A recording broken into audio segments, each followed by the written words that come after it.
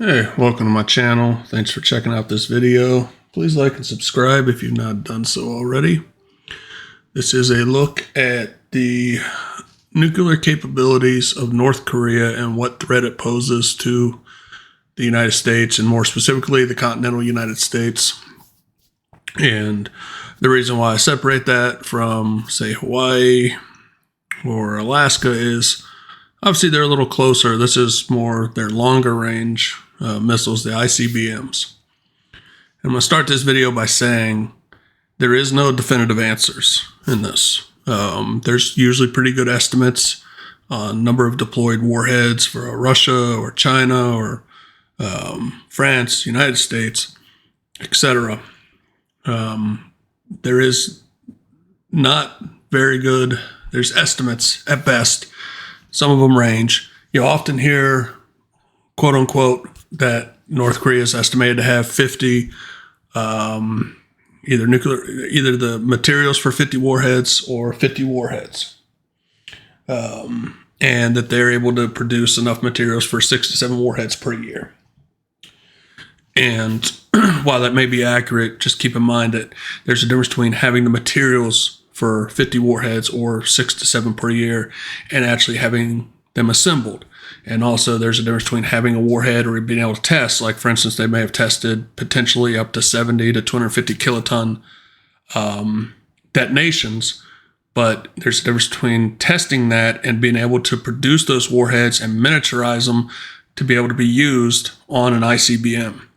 In fact, there are some people that have contended that they do not have any workable warheads that are miniaturized and can be fitted to an ICBM warhead at this time. I'm not going to go along with that assessment. I know the assessment from the Defense Intelligence Agency, the DIA, that they have approximately 10 ICBMs in various phases having been tested and stuff. And these would all be mobile launchers. I have modeled that here in the nuclear war simulator. Most of the warheads, again, this is, some of this is dated when you try to find, okay, what's the estimated warhead yield size? If they do have warheads that could be fitted to ICBMs, because that's the other part of it too. You might have a miniaturized warhead, you might be able to fit it to an ICBM. Is it survivable on re-entry? So all those questions have to be answered. And we, truth be told, don't know the answer to that, but this is just going to go off a rough estimate with certain assumptions built into it, one of which is that they do, that these are approximate 10 to 15 kiloton warhead size, very similar to the atomic bombs dropped in World War II. The other thing kind of baked in here is a single 250 kiloton warhead, 12 ICBMs total, and targeting continental U.S. cities. So now at this time, there's no, they have no air-based atomic weapons, nuclear weapons. And while they're working on submarine-launched ballistic missiles, there is no credible demonstration that they have operational ones. So I went ahead and set some targets here. So you see, targeting various cities. I would say more than likely they would be targeting mostly cities on the West Coast, but this is, again, kind of a demonstrative video. I say that because of just closer range, and of course, things like this. Hawaii and Alaska be shorter range, of course, longer range, more potential for inaccuracy, more potential for failures, a lot of different things. But so we're going to test this out, and I'm going to sit here and tell you that despite people saying something like, Kim Jong-un is crazy or insane, megalomaniac, it doesn't mean they're going to ever launch a nuclear attack. The chances of North Korea launching a nuclear attack against the United States unprovoked as a first strike is extremely remote. And I want to tell you why it's extremely remote. Because this is what they could see coming back at them. So compare that to this.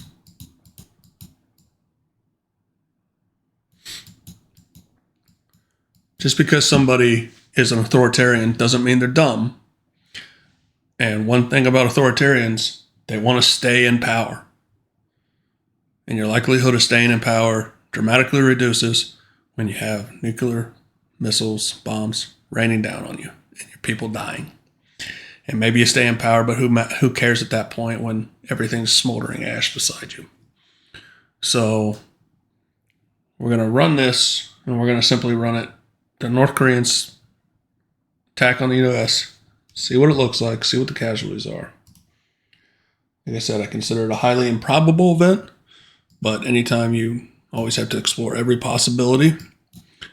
If nuclear weapons were to be deployed, my personal thoughts, I'm a nobody, so what does it matter, but that it would be deployed on the peninsula or against bases in Southeast Asia from the United States, preventing resupply.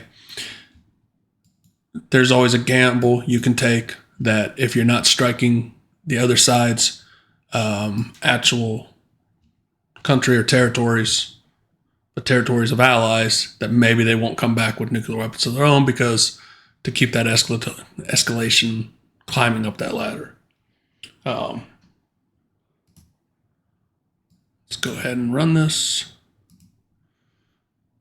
So we're going to see mobile launchers tend to take a little bit to launch in the simulation, just like they would in real life, unless they're pre-positioned.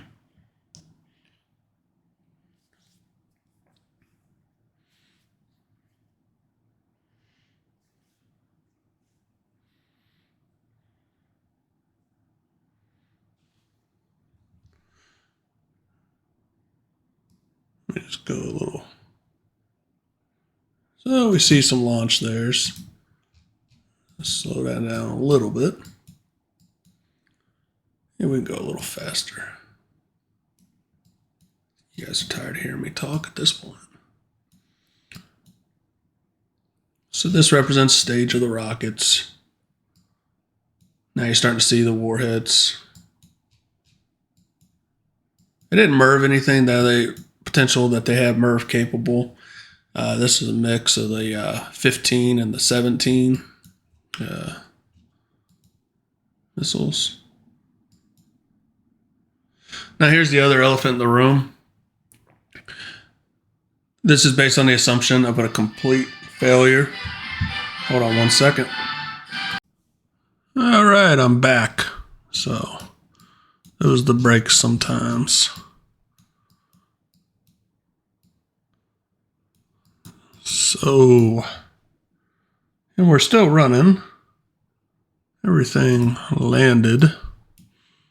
Let's see here. I'll run a quick casualty estimate.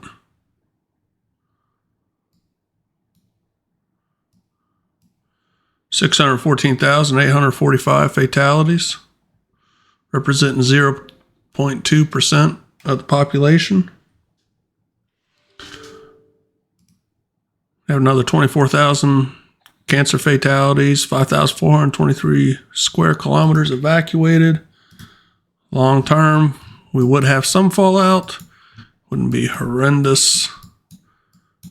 Not great, not bad, terrible. What is that they said in Chernobyl? So this is the one that had the largest warhead yield size at 250. You see from the smaller ones, it'd be relatively, use that term loosely, insignificant. I think I was getting into that this we have ballistic missile defense sites. The ground-based mid-course interceptors are our primary defense against attacks from ICBMs. And there's also some sea-based capabilities with the SM-3. All right, let's just for entertainment purposes, let's say that they did want to go down that route, and now we decide, hey, we're gonna make you have a bad day too, like you made us have a bad day. So this bad day is gonna be a lot worse.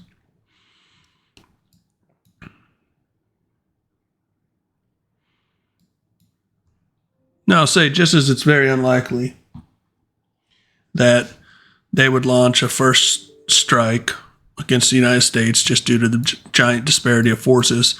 I would also say something like this would be highly unlikely with this overwhelming amount of retaliation because of the likelihood of fallout and other things with China. That, numerous other reasons. Let's just speed this up a little bit. So, but again, this video is meant more as a demonstrative.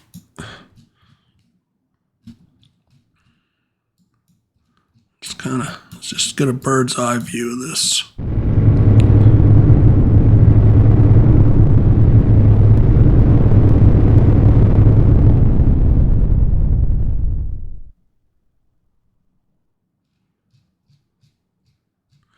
I don't think we'd be getting any Christmas cards that year. So definitely think no Christmas cards. Let's run casualties here. We can already see. So small amount of South Korean and Russian casualties.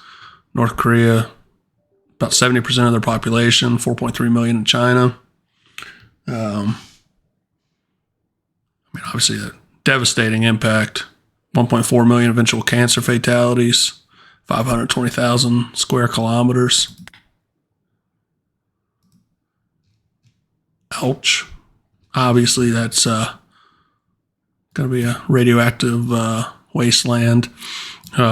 Biggest impact to South Korea minus the things and environmental will be those remaining North Koreans flooding the DMZ, trying to get to South Korea to get away from this huge refugee crisis.